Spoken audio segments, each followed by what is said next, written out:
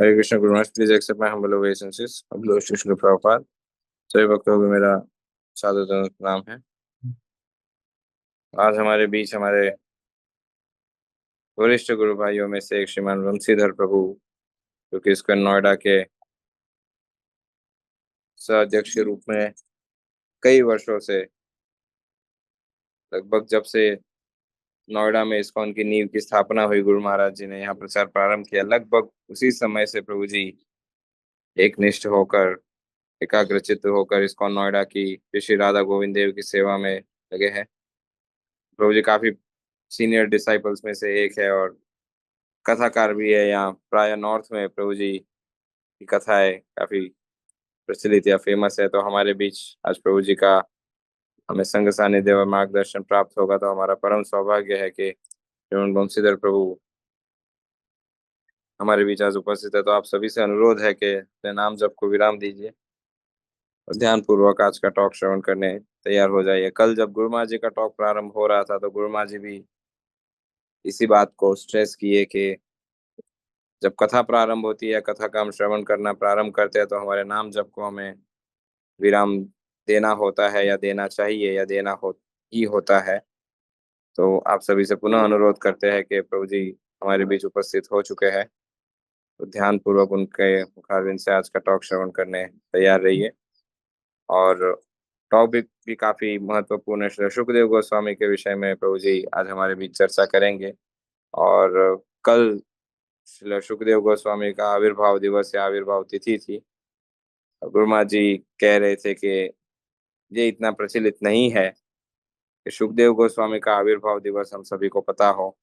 तो बहुत ही महत्वपूर्ण जानकारी या चर्चा प्रभु जी आज करेंगे। तो पुनः आप सभी से अनुरोध करते हैं, नाम जप को विराम देकर आज का टॉक ध्यानपूर्वक श्रवण करें। ज्यादा समय न लेते हम श्रवण बंशीधर प्रभु से अनुरोध करते हैं आज का टॉक प्रारंभ करें। प्रभु जी हरे कृष्ण। हरे कृष्ण। पदमाली प्रभु, थैंक यू। हरे कृष्ण। आवाज आ रही है प्रभु जी? यस प्रभु जी, क्लियर है, स्पष्ट है। सर्वप्रथम गुरु महाराज चरणों में दंड प्रणाम करता हूँ और समस्त उपस्थित वैष्णव भक्तों के चरणों में, वैष्णव गुरु भाइयों के चरणों में प्रणाम, दंड प्रणाम करता हूँ और गुरु महाराज के चरणों में आशीर्वाद की आशा करता हूँ। गुरु महाराज का आशीर्वाद लेना चाहता हूँ सर्वप्रथम, और सब वैष्णव आशीर्वाद दीजिए, क्योंकि जो विषय जो है बहुत ही गंभीर है और गुरु महाराज के आशीर्वाद से ही मैं आज कुछ बोल सकूंगा। तो आप सब मुझे आशीर्वाद दीजिए। हरे कृष्ण। ओम अज्ञानतिमिरान्धस्य ज्ञानाञ्जनशलाकया चक्षुर्मीलितं येन तस्मै श्रीगुरवे नमः। श्रीचैतन्यमनोभीष्टं स्थापितं येन भूतले स्वयं रूपकदा मह्यं ददाति स्वपदान्तिकम्। वन्देऽहं श्रीगुरो श्रीयुतपदकमलं श्रीगुरुन् वैष्णवांश्च श्रीरूपं साग्रजातं सगुणरघुनाथान्वितं तं सजीवं साद्वैतं सावधूतं परिजनसहितं कृष्णचैतन्यदेवं श्रीराधा कृष्णपादान् सगुणरघुनाथान्वितं तं सजीवं साद्वैतं सावधूतं परिजनसहितं कृष्णचैतन्यदेवं श्री राधा कृष्ण पादान संगता श्री विशाखान्वितांश्च। हे कृष्ण करुणा सिंधु दीन बंधु जगतपते गोपेश गोपिका कांत राधा कांत नमस्तुते। तप्त कांचन गौरांगी श्री राधे वृंदावनेश्वरी वृषभानुसुते देवी प्रणमामि हरिप्रिये। वाञ्छाकल्पतरुभ्यश्च कृपा सिन्धुभैव च पतितानां पावनेभ्यो वैष्णवेभ्यो नमो नमः। जय श्री कृष्ण चैतन्य प्रभु नित्यानंद श्री अद्वैत गदाधर शिवासादि गौर भक्तवृंद। हरे कृष्णा कृष्ण कृष्ण हरे हरे, हरे राम राम राम हरे हरे। भूतेर्हाभिरिमं प्रभो विभु निर्मायसे ते यदि मूषु पुरुषा भुक्तेन गुणान् षोडश षोडशात्मका सोलङ्कृषेषु भगवान् वचांसि मे सोलङ्कृषेषु भगवान् वचांसि मे। हरे कृष्णा। तो सभी भक्तों का हार्दिक स्वागत और सभी भक्तों ने आशीर्वाद दिया ही होगा, ऐसी मेरी आशा है। यहाँ कई भक्त, वरिष्ठ भक्त भी बैठे हैं और कई सारे माताएं और कई देश विदेश में सभी सुन रहे हैं। गुरु महाराज जी के आशीर्वाद से कल सुखदेव गोस्वामी का अरुआ दिवस था, तो ऐसे ही परसों 2-3 दिन पहले, कुछ दिन पूर्व, जहाँ पर कि श्रील सुखदेव गोस्वामी ने परीक्षित महाराज को कथा सुनाया और परीक्षित को मोक्ष की प्राप्ति हुआ। उस स्थान पर लगभग 7-8 वर्षों से मैं नित्य हर साल भागवत कथा करता हूँ गुरु महाराज के आशीर्वाद से। तो वहां पर भागवत पीठ है और भागवत का जन्म स्थान कहा जाता है स्थान के लिए, क्योंकि सर्वप्रथम भागवत जो कथा है परीक्षित महाराज को उसी स्थान पर सुखदेव गोस्वामी ने सुनाई और सुखदेव गोस्वामी के मुखारविंद से कथा श्रवण करके भगवत धाम की प्राप्ति हुई परीक्षित महाराज के लिए। तो मुझे भी पता नहीं था कि सुखदेव जी का कल जन्मदिन है, लेकिन उस व्यासपीठ से वहां से मुझे कॉल आया, वहाँ के जो मुख्य महंत हैं कल्याण देव जी के महाराज कल्याण देव जी स्वामी जी हैं, उनके शिष्य हैं ओमानंद महाराज जी। तो उनका महाराज को फोन आया कि आपको आना है। मैंने क्या है महाराज जी, कुछ विशेष? बोला कि सुखदेव जी का यहाँ पर विशेष कार्यक्रम है और सुखदेव जी का जन्मदिन है, तो हम यहाँ मनाएंगे, तो आपको जरूर आना है। मैंने कहा महाराज जी हमारे गुरु जी आ रहे, तो मैं तो नहीं आ पाऊंगा, मुझे मुश्किल लग रहा है। कि नहीं, आप 1 घंटे के लिए आना, 2 घंटे आने, आना जरूर। तो कल मैं वहाँ गया और वहाँ जा करके सुखदेव जी का पूजन किया और वहाँ पर सुखदेव, परीक्षित और वेद व्यास जी, कई ऋषि मुनियों का वहाँ पर विग्रह है और वट वृक्ष का दर्शन हुआ। और हमारे आशीर्वाद से कल बहुत सुंदर उनका जन्मोत्सव मनाया। उनका शोभा यात्रा निकाली, पूरे सुखताल धाम में पूरा परिक्रमा किया, सुखदेव जी का एक मूर्ति लेकर के गए। तो इस तरह से उत्सव हुआ। तो ये मुझे भी नहीं पता था कि सुखदेव जी कल ही उत्सव है, कल जन्मदिन है। तो कल ये सौभाग्य प्राप्त हुआ गुरु महाराज जी आशीर्वाद से। तो सुखदेव जी का जन्म का बारे में शास्त्रों में तो ज्यादा विवरण नहीं मिलता है, लेकिन भागवतम में ही अलग अलग स्थानों पर वर्णन आता है कि सुखदेव जी के कहा गया है कि यम प्रभजंतम अनुपेत पेत कृत्यम द्वैपायनो बृहकातरया जुहावा पुत्रेति तन्मया तरवोऽभिनेदु तम सर्वभूत हृदय मुनिमानतो अस्मि।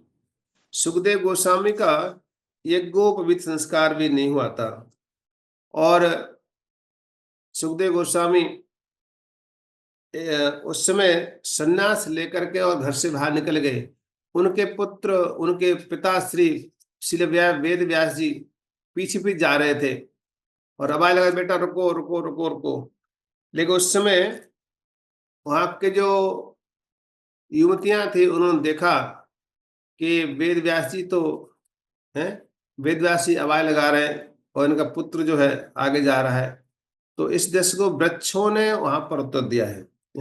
वृक्ष जो थे वहां पर ऐसे दिव्यगंत है, दिव्य पुत्र के लिए प्रणाम करते हैं। सुखदेव गोस्वामी प्रणाम। सूत गोस्वामी ने नैमिषारण्य में जब कथा कह रहे हैं, सूत गोस्वामी अपने गुरु, क्योंकि ये परंपरा है, ये परंपरा प्रणाली है जिसमें कि अपने गुरुदेव को कथा करने से पहले प्रणाम करना चाहिए।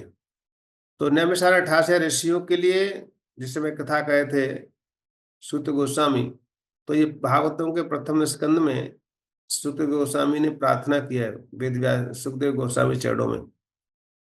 तो सुखदेव गोस्वामी का जन्म का अलग वर्णन मिलते हैं, अलग प्रकार से अन्य शास्त्रों में मिलता है।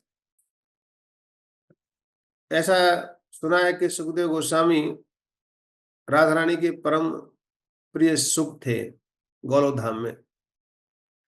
भगवान की गौरव धाम में अनेक लीला चलती हैं और उन लीलाओं का भगवान चाहते थे कि इन लीलाओं को विस्तृत किया जाए, इनको इन लीलाओं को बताया जाए। लेकिन कौन बताएगा, कौन कैसे क्या करे, कैसे पहुंचे? तो भगवान स्वयं बड़े चिंतित थे इस बात को लेकर के। राधा रानी ने अपने सुख को आदेश दिया ये, और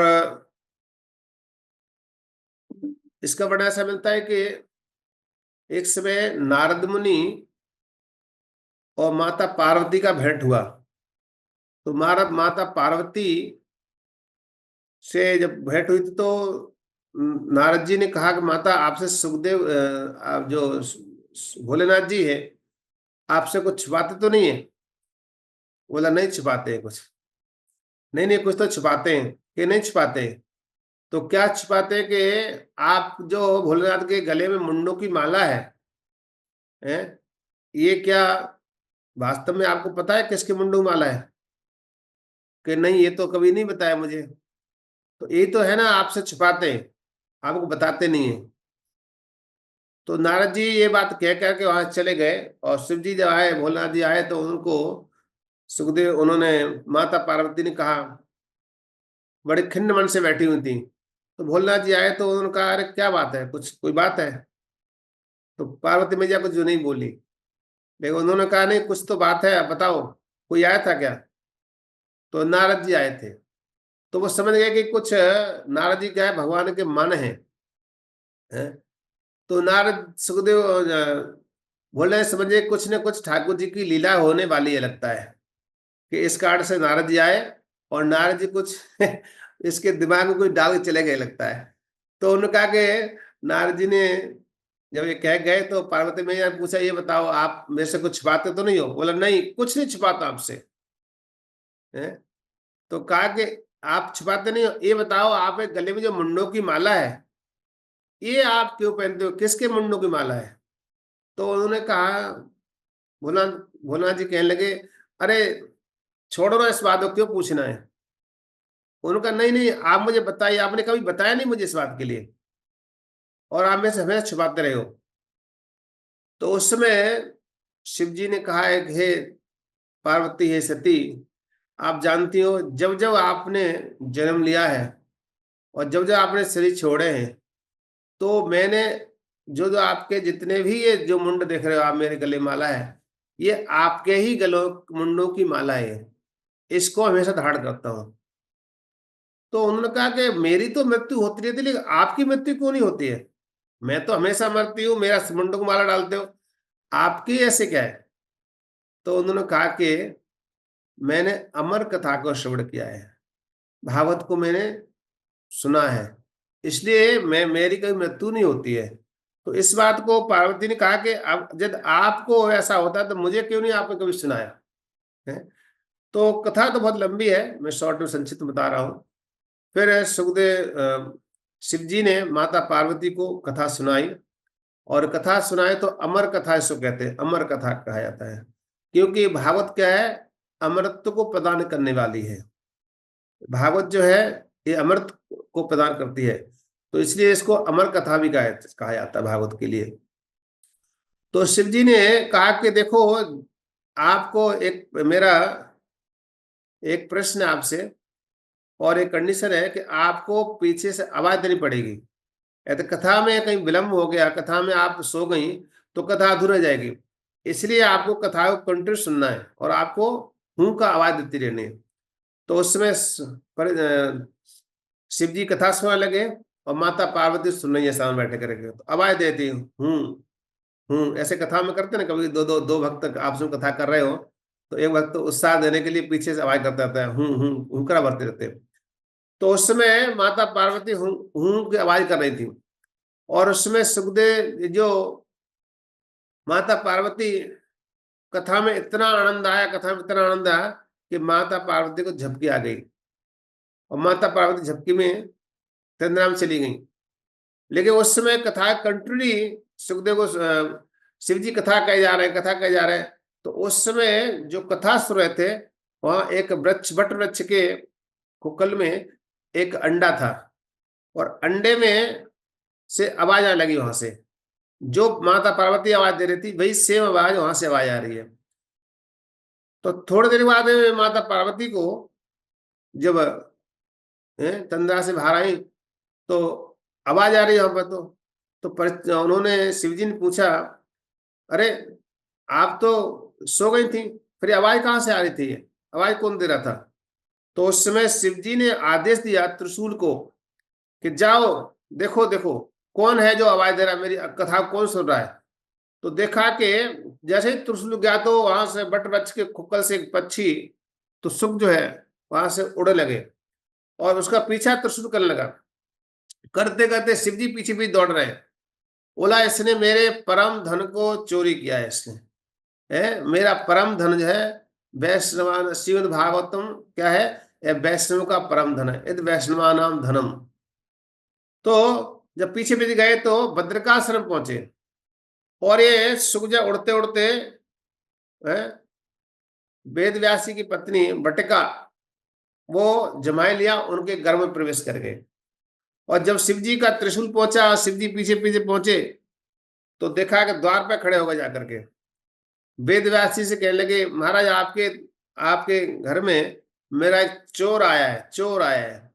तो अरे उनका चोर आपके घर में, मेरे घर में चोर, चोर कौन कहां से आ गया? कि नहीं नहीं, उसने चोरी किया है। तो सुखदेव गोस्वामी वेद व्यास जी ने पूछा, क्या चोरी किया आपने? तो आपका क्या चोरी किया है? तो कहा कि मेरी कथा को चोरी किया है, मेरा अधिकार लिए बिना, मेरे पूछे बिना उस श्रवण किया कथा के लिए। तो उस समय सुखदेव गोस्वामी तो गर्भ के अंदर हैं, लेकिन उन्होंने कहा कि मेरे घर में तो कोई चोर नहीं है यहाँ पर। लेकिन वहीं से प्रणाम करके शिव जी वापस चले जाते हैं। कुछ समय के बाद माँ के बटका, जो वेद व्यासी की धर्म पत्नी है, उनके गर्भ में एक वही जो है धीरे धीरे करके बड़ा हुआ, और 9 महीने के बाद बच्चे का जन्म होता है। लेकिन इनको हो गए 16 वर्ष व्यतीत हो गया, 16 वर्षों तक गर्भ से बाहर नहीं आ रहे थे। वेद व्यासी ने कहा, बेटा तुम बाहर आओ, गर्भ से बाहर आओ। लेकिन अंदर से आवाज आती है, नहीं मुझे भगवान की माया व्यापेगी, इसलिए बाहर नहीं आऊंगा। तो उनका मैं आश्वासन देता हूं, आपको नहीं व्यापेगी, बेटा बाहर आओ, गर्भ से बाहर आओ, तुम्हारी माँ को बहुत कष्ट हो रहा है। उन्होंने कहा कि जो मायापति हैं वो आगे कह देंगे मुझे, वो आश्वासन देंगे, तो उसके बाद फिर मैं आ सकता हूं।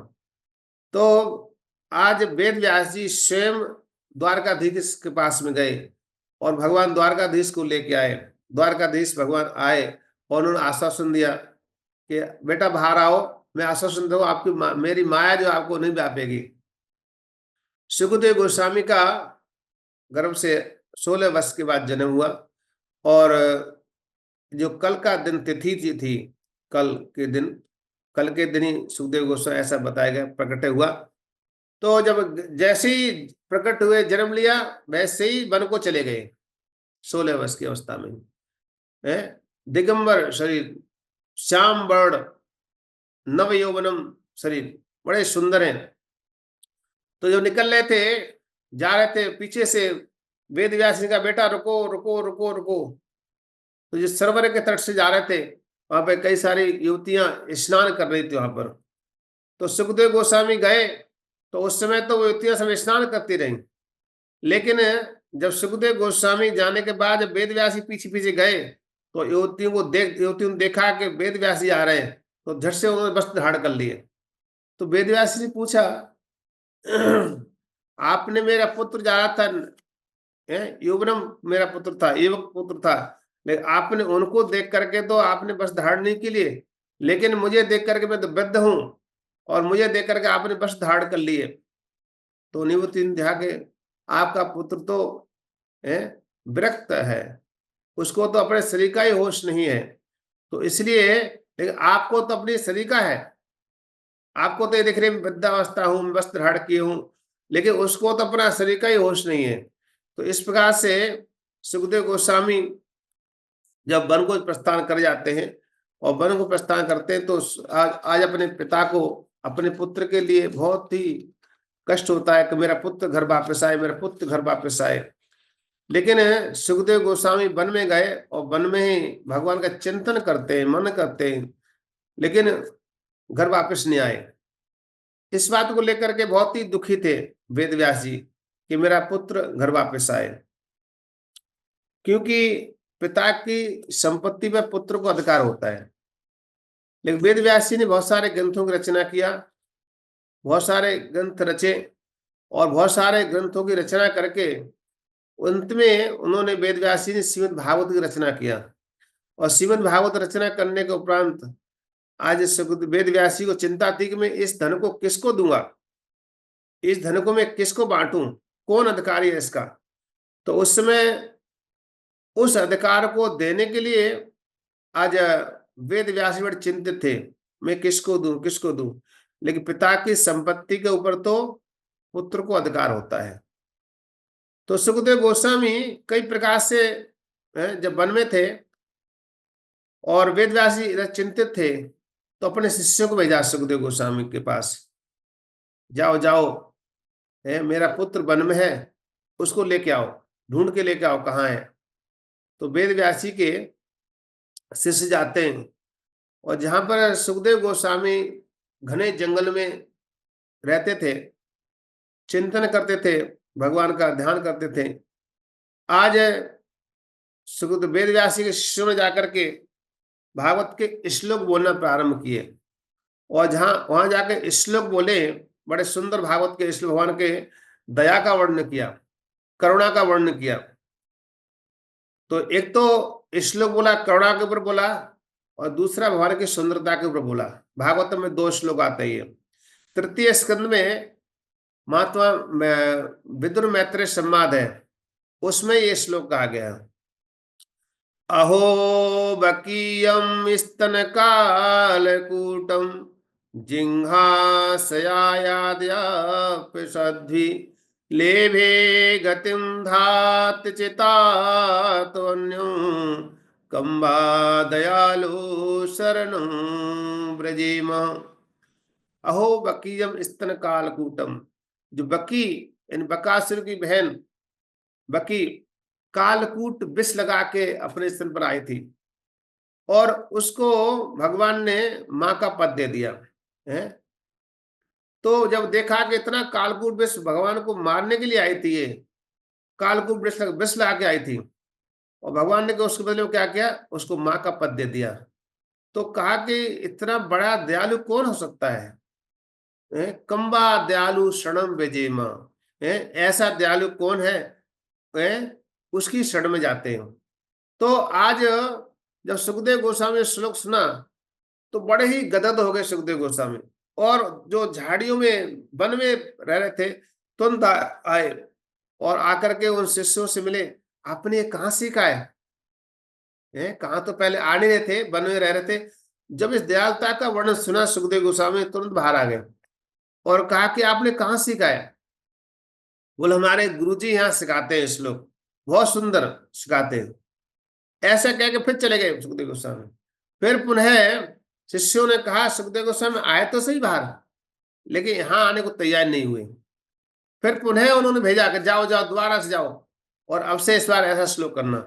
तो पुनः जाकर के वेद व्यास शिष्यों ने जाकर पुनः भगवान की सुंदरता का वर्णन किया, सुंदरता का वर्णन किया। और वो गोचाड़, भगवान जिस समय गोचाड़ करते हैं, और गोचाड़ करते समय जिससे वन को प्रस्थान करते हैं वहां गाय चराने के लिए, तो नंद गांव से जब भगवान गाय चराने जाते हैं उस समय का वर्णन है।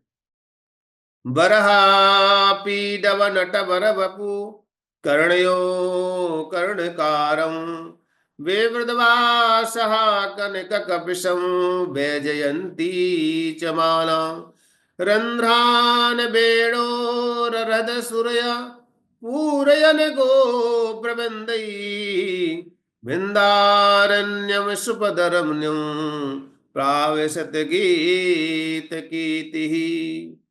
जिस समय भगवान गोचारों जा रहे हैं, बरहा पीडम नटवरु कर्णो कर्णकारम, भगवान ने नट जैसा वेश बनाया हुआ है? उनकी लंबी भुजाएं हैं, बरहा पीडम नटवरु, नट जैसा वेश बनाया हुआ है। नट समझ दो, बहुत भगवान ने अपना सुंदर सुंदर वस्त्र धारण किए हुए हैं, और भगवान ने कन्नेर के पुष्पों को कान में लगाया हुआ है। कन्नेर, कन्नेर पीले पुष्प लगा रखे कन्नेर के। तो आप जानते हैं कान में, भगवान के जो कान में जो पीले फूल लगाते हैं, क्यों लगाते हैं? भगवान जो चलते हैं गौचार करने के लिए, उस समय भगवान जो कान में जो फूल लगाते हैं, संकेत करते हैं आज किस दिशा को गाय लेके जाएंगे चराने के लिए। ये संकेत है। जब बाएं कान में लगा हुआ है तो यानी कि आज जमुना के उस पार जाएंगे, आज दाएं कान लगा तो आज जमुना के इस पार जाएंगे या इस वन में जाएंगे, ये संकेत करते थे भगवान। तो आज भी हम देखते हैं नंदगांव जाएंगे तो आज कभी कोई हमारे जब होलिका होती है, होली के उत्सव पे कई ब्रजवासी कानों में आज भी लगाते हैं कन्नेर के फूल। तो और भगवान जब जा रहे तो इस प्रकार से नट जैसा भेष बनाया, और वैजयंती च मालाओं, भगवान जो है 5 प्रकार के फूलों के द्वारा माला बनी हुई माला को धारण करते हैं। 5 प्रकार के फूल जो है, जो 5 प्रकार के फूल लगाए जाते हैं, 5 प्रकार के वन में फूल धारण करते हैं भगवान, जो माला 5 प्रकार के फूलों द्वारा माला बनाई जाती है? तो उनके द्वारा भगवान उस माला को धारण करते हैं। और माला क्या है? वो 5 प्रकार के, मतलब जो जो रस हैं, 5 रस, सख्य, वात्सल्य, माधुर्य, ये जो रस है उसी रसों के भक्त हैं, उस रस के प्रतीक है भक्त वो। तो इस प्रकार से भगवान उस माला को धारण करते हैं। रंध्रान बेडोर अधर सुदया, और बांसुरी भगवान ने सुंदर तान छेड़ी हुई है, बहुत सुंदर तान छेड़ी। उस तान में रंध्रान बेड़ो अधर सुदया, अपने अधरों पर भगवान ने धाड़ की हुई है, और अपने हाथों से कर कमलों से बांसुरी के छिद्रों को स्वर निकाल रहे हैं। तो ऐसे एक वर्णन आता है कि भगवान अपने अधरों का तकिया बनाया और भगवान बांसुरी के चढ़ चाप रहे हैं, ऐसे दोनों हाथ से ऐसे बांसुरी बजते ना छिद्र को। तो रंध्रान बेड़ोर अधर सुदया पूरे न गोप बिंदई, और भगवान क्या है? गोप बिंदु साथ में, गोप सखाओं साथ चल रहे हैं। रंध्रान बेड़ोर अधर सुदया पूरे न गोप बिंदई बिंदारण्यम सुपदरमन्यो प्राविशत गीत कीति। और पीछे पीछे क्या है? कई सारे ग्वालवा चल रहे हैं और जय जयकार करते जा रहे हैं, कृष्ण राम की जय, कृष्ण राम जय, ऐसे करते जा रहे हैं। और वृंदारण्य, वृंदावन तो पहले से ही पवित्र है, पहले से ही सुंदर है, लेकिन वृंदारण्य सुभद्रवनम, भगवान पे चरण कमल नंगे पांव चलते हैं तो भगवान के चरण कमलों के जो जो चिन्ह है, चरणों में चिन्ह है, वो अंकित हो जाते हैं उस ब्रज के ऊपर। तो ब्रजभूमि, ब्रज की जो भूमि है उस चरणों को धारण करती है। आज ही आप जाएंगे वृंदावन में कई स्थान हैं, जैसे चरण पहाड़ी है, नंदगांव में चरण पहाड़ी है, कामवन में चरण पहाड़ी है, और कई स्थान ब्रज में जहाँ चरण भगवान के चरण आज भी पूरा फुटप्रिंट है, जिसको आप चरण देख सकते हो, आज भी चिन्ह भगवान के हैं। तो ऐसा भगवान का बंदा, इस दया भगवान के स्वरूप को देखा, क्योंकि गोपांगनाएं भगवान जाते थे वन के लिए, उस समय अट्टालिका से अपने मन को श्याम सुंदर साहब भेज देती थी। जो काम धंधे हाथ से मटकी पकड़ी है तो पकड़े पकड़े रह गए, जैसे कोई पक्षी बैठा हो एक टक दे के जा रहा और उनका मन उनके हाथ से निकल जाता। तो इस रूप का जब वर्णन किया सुखदेव गोस्वामी ने, और सुखदेव गोस्वामी के सामने, तो आज है सुखदेव गोस्वामी आज वो शिष्यों के पास में आ गए। मैं और सुनना चाहता हूँ और जानना चाहता हूँ ये किसके पास है, कहाँ है, कहाँ है।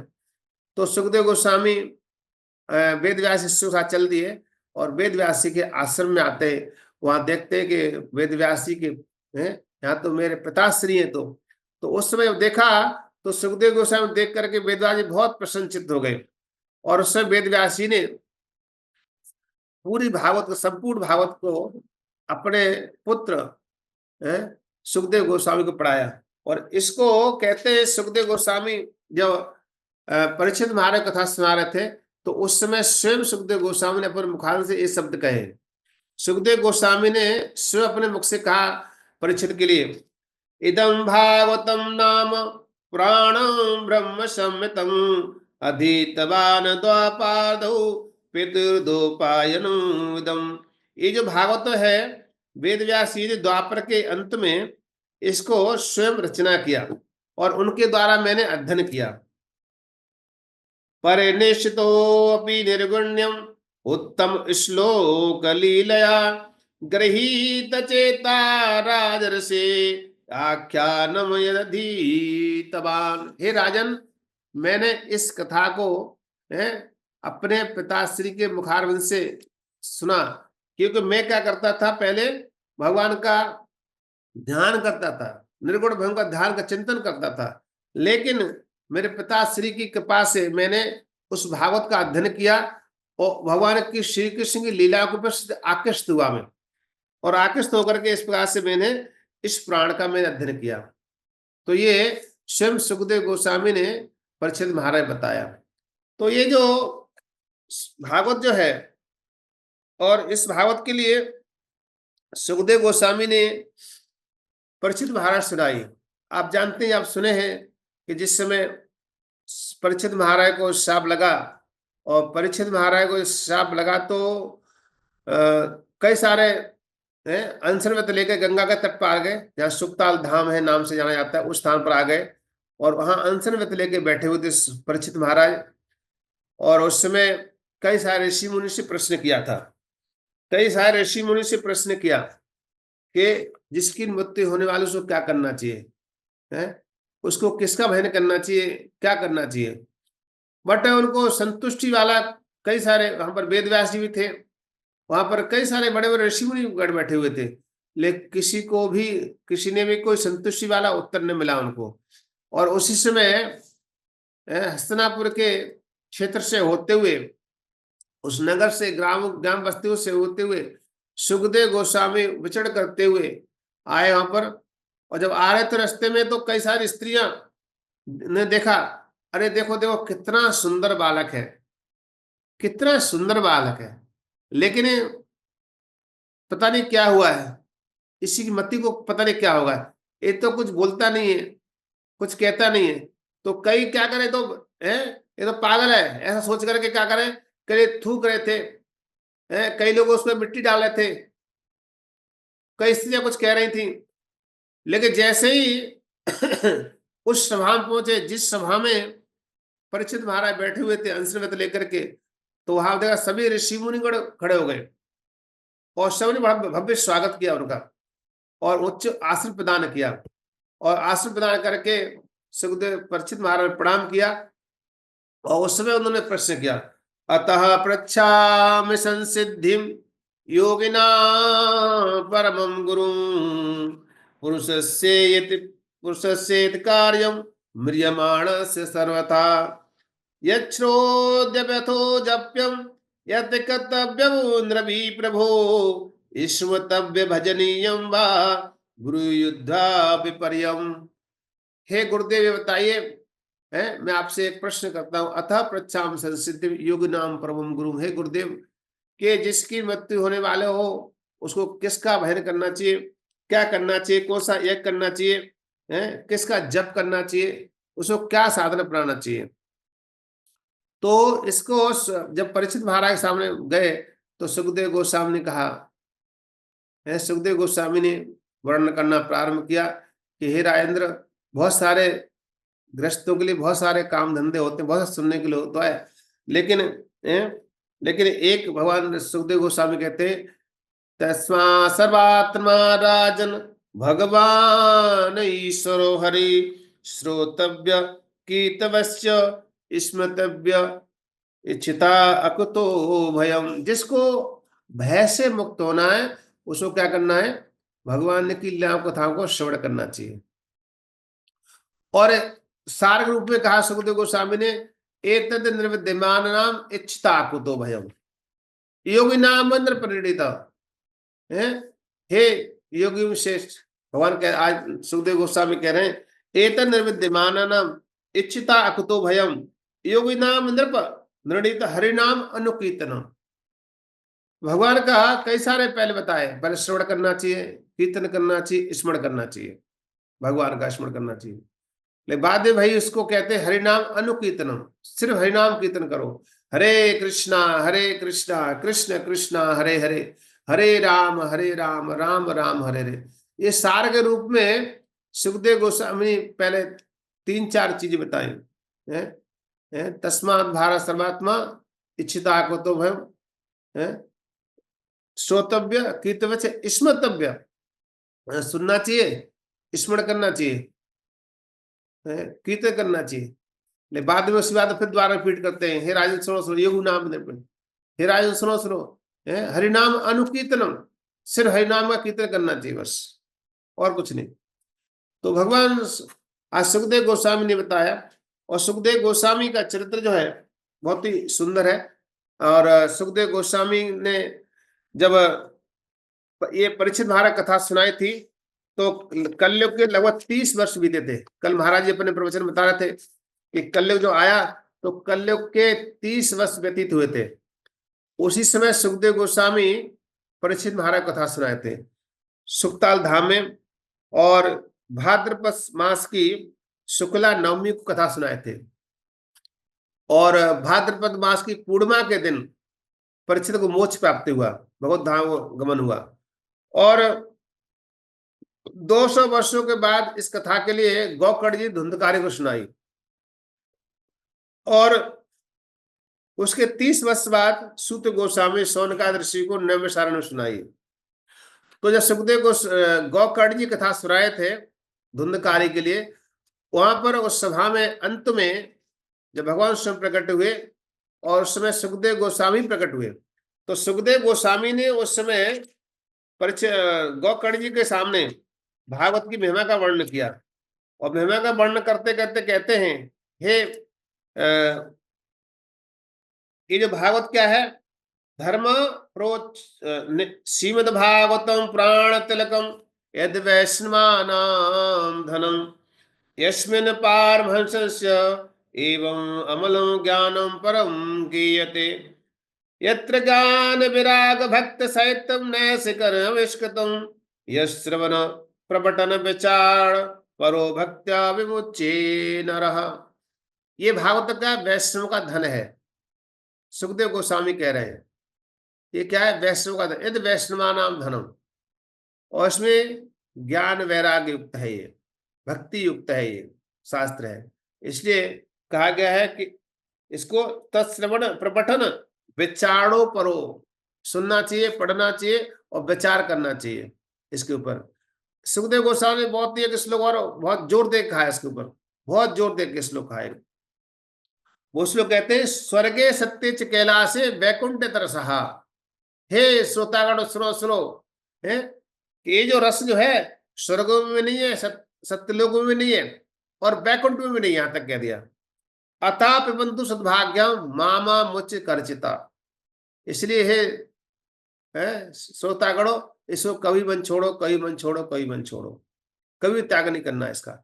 इसलिए भागवत की महिमा सुखदेव गोस्वामी स्वयं वर्णन कर रहे हैं, और भागवत का चरित्र बहुत विशाल आप सुनाई है कि भागवत कथा सुखदेव गोस्वामी ने सुनाई। तो इसलिए सुखदेव गोस्वामी परीक्षित महाराज अंत शब्दों में कहा कि हे परीक्षित, अब तुम भगवान का हृदय कुरु केशव, अपने हृदय के अंदर धारण करो, भगवान का स्मरण करो, और इस तरह से तुमको जो आपको जो श्राप लगा है वो एक क्या 10 तक्षक क्यों ना आ जाए, काल क्यों ना आ जाए, तब भी कुछ नहीं बैठ सकता है। इसलिए हृदय गुरु केशवम, हृदय में केशव का ध्यान करो, ऐसे से आपको भक्त प्राप्ति होगी। तो इस प्रकार से सुखदेव गोस्वामी का वर्णन शास्त्रों में अलग स्थान पर ऐसा मिलता है, वर्णन आता है। तो ये भी विराम दूंगा क्योंकि समय भी हो गया है। तो आप सभी का धन्यवाद, स्पेशल पद्माली प्रभु का, और सभी भक्त आप सबने श्रवण किया। तो आप सभी को धन्यवाद। हरे कृष्णा। श्रील प्रभुपाद की जय। परम पूज्य लोकनाथ स्वामी महाराज की जय। सुखदेव गोस्वामी की जय। हरे कृष्णा। बहुत बहुत धन्यवाद प्रभु जी आज के इस सत्र के लिए। तो सभी भक्तों से अनुरोध है कि हमारी परंपरागत पद्धति से महामंत्र का उच्चारण करके हम श्रीमान बंसीधर प्रभु का हृदयपूर्वक आभार व्यक्त करते हैं आज के इस सत्र के लिए, कि जहाँ उन्होंने काफी टेक्निकल डिटेल्स और इंफॉर्मेशन, जानकारी या ज्ञान प्रदान किया, विशेष रूप से सुखदेव गोस्वामी के आविर्भाव के ऊपर और किस प्रकार से उनका प्राकट्य हुआ इत्यादि। तो आइए हम सभी हृदयपूर्वक महामंत्र का उच्चारण करके श्रीमान बंसीधर प्रभु का हृदयपूर्वक आभार व्यक्त करते हैं। हरे कृष्ण कृष्ण कृष्ण हरे हरे, हरे राम राम राम हरे हरे। और इसी के साथ आज के सत्र को हम यही विराम देते हैं। कल पुनः गुरु महाराज जी के सानिध्य में हरे नाम जप और टॉक के लिए हम एकत्रित होंगे। श्री हरि नाम प्रभु की जय। हरे कृष्ण महामंत्र की जय। श्रील प्रभुपाद की जय। श्री सुखदेव गोस्वामी महाराज की जय। परम पूज्य श्री लोकनाथ स्वामी गुरु महाराज की जय। वंशा कल्पतरुभ्यश्च कृपा सिन्धुभ्येव च पतितानां कोटि वैष्णववृन्द की जय।